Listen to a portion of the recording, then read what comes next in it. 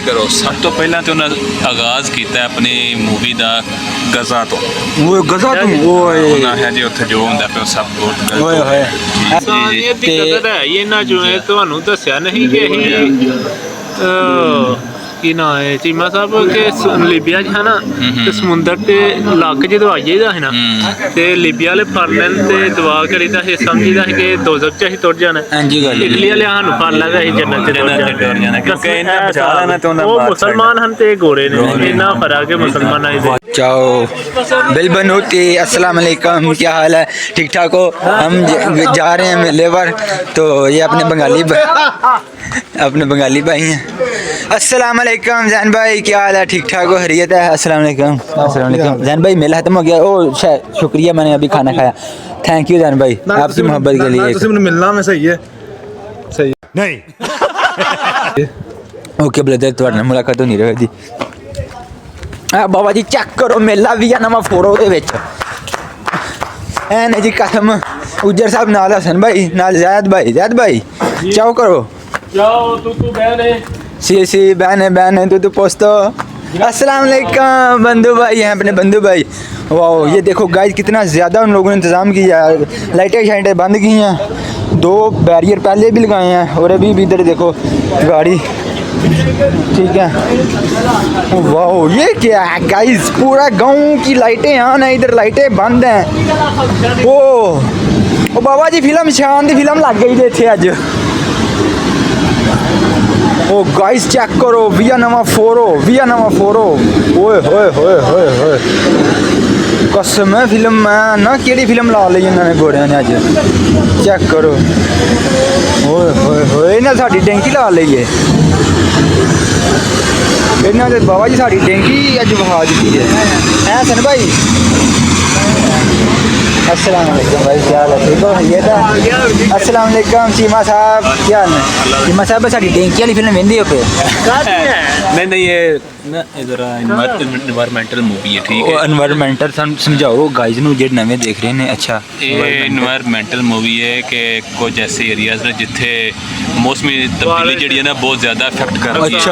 अच्छा समझ गया, कुदरत दिखा रहे हैं। और देखो ना हुन इत्थे इन्नी बारिश ते तूफान आया है तो सब कुछ उड़ गया। ओए होए एनवायरमेंटल दे रिलेटेड ਇਨਸਾਨੀਅਤ ਦੀ ਕਦਰ ਵਿਖਾਉਂਦੇ ਨੇ ਨਾ। ਵਾਹ ਯਾਰ। ਕੀ ਕਈਆਂ ਜਗ੍ਹਾ ਤੇ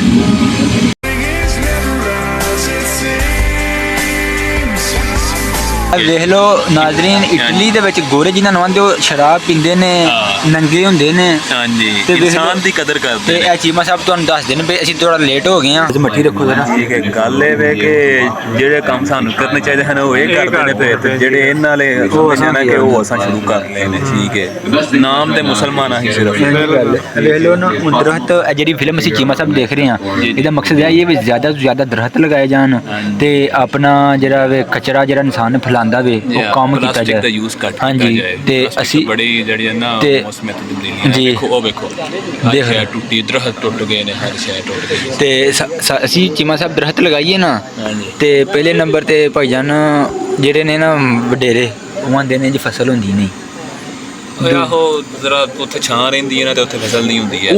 ਉਹ ਤੇ ਗੱਲ ਤੁਹਾਡੀ ਠੀਕ ਹੈ, ਉੱਥੇ ਉਸ ਜਗ੍ਹਾ ਵੀ ਠੀਕ ਹੈ ਲੇਕਿਨ ਦਰਖਤ ਬੜਾ ਫਾਇਦਾ ਹੈ। ਠੀਕ ਹੈ, ਅੱਜ ਲਾਓ ਤੇ ਕੱਲ ਨੂੰ ਤੁਹਾਡੀ ਨਸਲ ਉਹਦੀ ਛਾਂ ਲੈ ਦੀ ਤਾਂ ਜੀ ਤੇ ਵੇਖ ਲਓ ਲੱਗੇ ਨੇ ਉਹਨਾਂ ਦੀ ਛਾਂ ਸੀ। ਹਾਂਜੀ ਵੇਖ ਲਓ ਨਾ ਇਹ ਗੱਲ ਹੈ ਨਾ, ਬੜਾ ਸਫੈਦਾ ਨਹੀਂ ਲਾਣਾ ਚਾਹੀਦਾ। ਬਾਕੀ ਜਿਹੜਾ ਦਰਖਤ ਲਗਾਓ ਜੇ ਨਾ ਮੌਸਮ ਦੇ ਨਾਲ ਬਦਲ ਜਾਂਦਾ ਵੇ।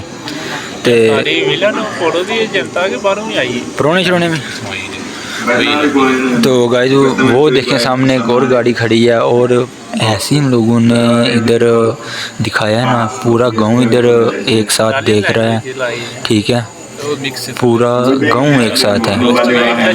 और देख लो ये चौक है जो आपने मेरे पिछले व्लॉग में भी देखा होगा, कितने आराम से बैठे हैं सब। इधर काफ़ी बार है, अंधेरा किया इन लोगों ने। ठीक है, अंधेरे में पूरा गांव एक साथ है और कितना बड़ा प्रोजेक्ट है। वाह यार, इतना खर्चा इन लोगों ने किया सिर्फ ये दिखाने के लिए कि कुदरत क्या है। ठीक है, 1 वीक लेटर ऊना।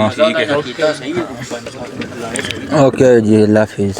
ओके जी चीमा साहब शुक्रिया, थैंक यू, अच्छा एक्सप्लेन किया जी, थैंक्स। तो लो जी हुण ਅਸੀਂ थोड़े लेट आए हैं। पहला नंबर 3 ने गज़ा जो फलस्तीन जुल्म हो रहा है वो दिखाया वे, उन्होंने सपोर्ट किया वे। तो हुण जी बारिश तो बाद जी आफत आई है, 1 महीने बाद का मंजर देख लो, किन्ने ज़्यादा दरख्त खराब हो गए हैं। तो यह तो छोटी हड़ी है, तो क़यामत दा संगी मंजर होना, अल्लाह ही माफ़ करेगी। और तो इन्नियां तेज़ तूफान, मच्छियाँ भी लो जो पानी जानवर है। तो ओके गाइस, इसी तरह मूवी चलती रहेगी। और आप लोग जिधर जिधर से भी देख रहे हैं ये कमेंट में ज़रूर बताना कि आपने आज दिन तक कितने दरख्त लगाए हैं, ठीक है। तो मैंने तो अल्हम्दुलिल्लाह बहुत ज़्यादा दरख्त लगाए हैं, तो बड़ा अच्छा मुझे लगता है। सबसे मेरा अच्छा काम ही कासम भाई ने अपने। तो सलमान भाई क्या हाल है, ठीक हो? और ज़्यादा से ज़्यादा दरख्त लगाया करो, नहीं? हाँ, जिन्ने भाईजान हो सकता ना तुहाडे कोल उन्ने दरख्त लगाओ। वे लोग की दुनिया का बाजी हाल है। जिन्नी असन सब गर्मी पैंदी है पई, दरख्तों की कमी की वजह तो पैंदी है पई।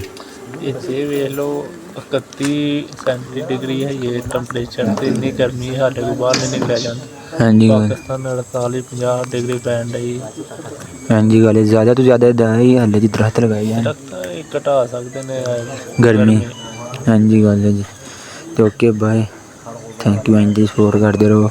मिलेंगे फिर किसी नेक्स्ट ब्लॉग च। अल्लाह हाफिज़। बड़ी दुखी फिल्म हो गई है, सारे बंदे खामोश बैठे ने, तो मैं बोलना चंगा नहीं पा लगता। ओके।